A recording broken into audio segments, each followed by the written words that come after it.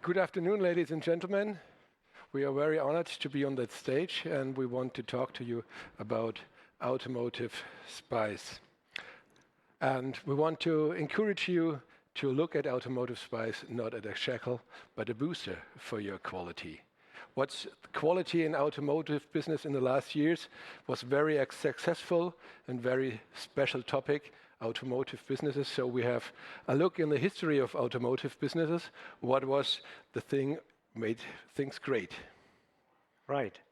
So looking back in a little bit in the history of our industry, we see that many high achievements have been reached here, and you guys and automotive in a whole actually achieved quite a lot, going back to introducing industrialization, the assembly lines in way back in the history, but then also achieving lighthouse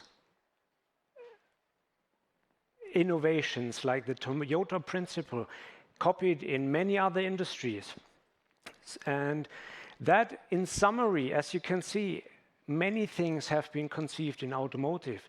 And we can safely say that this industry has managed to deliver highly complex systems at a scale.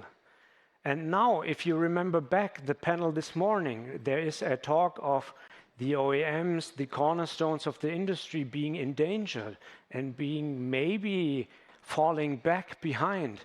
So whatever happened there from being the drivers to now falling behind?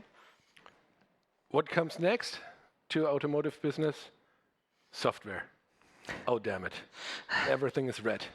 So we heard we never moved any SOPs, and then there came the software, and everything was different.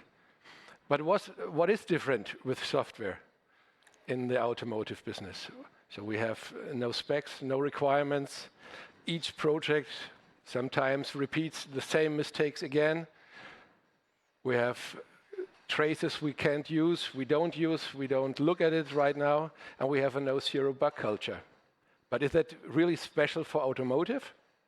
No, I think that's special for software. And it's also in any other industry. So, but in automotive business, we have one thing different.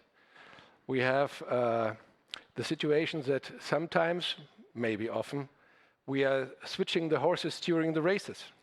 And we are not looking at our suppliers as partners, but as servants. And that's one big difference to the other industries. So let's have a look on the way of collaboration in automotive softwares. Right. So looking at the trends, for sure, we kind of messed up the software thing in our industry. And that might be the one point where we need to focus on. And especially since, again, I come back to what we heard in the panel this morning, where we not only know that the software is growing in size, the project's getting bigger. They're like in HMI systems, for example, they're also getting more critical as in ADAS. And now they even start defining the whole product, as we've seen in SDV. So clearly this is the cornerstone of the industry. It's not hardware anymore, it is the software development. So we need to focus there. And in this growing criticality, this is met with even shorter time frames. And to achieve this, to bring about highly complex, highly critical functions, new defining functions in shorter and shorter time frames, we need some kind of a backbone and a structure for these projects so they can run against a unified structure and therefore cope with these additional features. And how would we do that? How would we use, where do we turn to if we need such a structure for the projects to run on?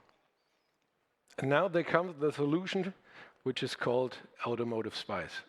Why Automotive Spice? Because Automotive Spice gives us a frame of references to all our activities and our work products. We are able and best friends with agile technologies. We have fast feedback loops, and we have the foundation for DevOps and continuous delivery in software CI/CD. So if you reference and build up your ASPICE architecture, you can rely on that and can improve in software techniques. And last but not least, that's what it was invented for.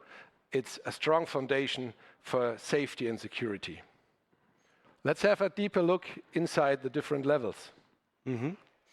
And with this, first of all, from our experience in many projects that we do with OEMs and Tier 1 organizations, we want to share that it's not really that you have to do many things for Automotive Spice. It's that if you embrace this and if you really take the framework and embrace it, incorporate it in your methods and processes, then ASPICE is working for you. And that's not only true in the bare essentials, like on capability level 1, for example. Automotive Spice will enable you to pass homologation checks and will also help you not being liable for any product faults. So this is essential that we follow at least this capability level 1 to more or less not go to jail. But on level 2, we come to what Florian just said.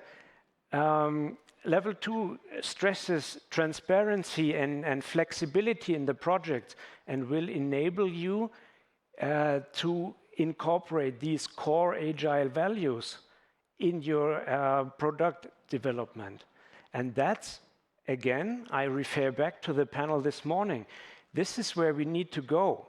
Things will need to be faster, quicker, agile, more collaborative.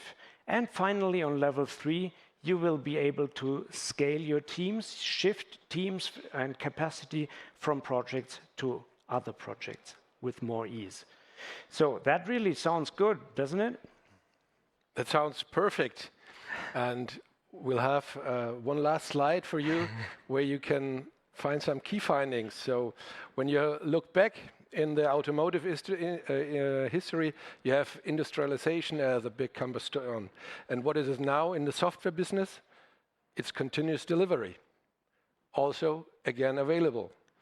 We have the zero tolerance, where every other industry is looking eager at the automotive industry.